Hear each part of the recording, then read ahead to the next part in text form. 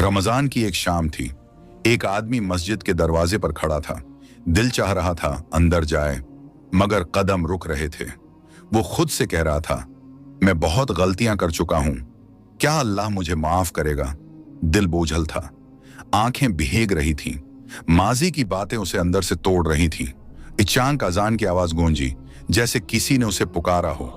उसने आसमान की तरफ देखा और आहिस्ता से कहा, या अल्लाह, मैं थक गया हूं, मैं वापस आना चाहता हूं।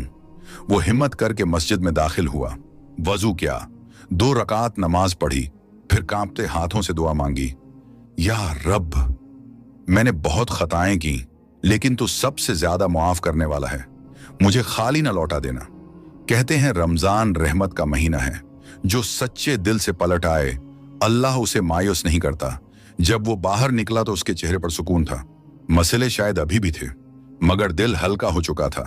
रमजान हमें यही सिखाता है, वापसी का दरवाजा अब भी खुला है, बस एक कदम उठाना होता है।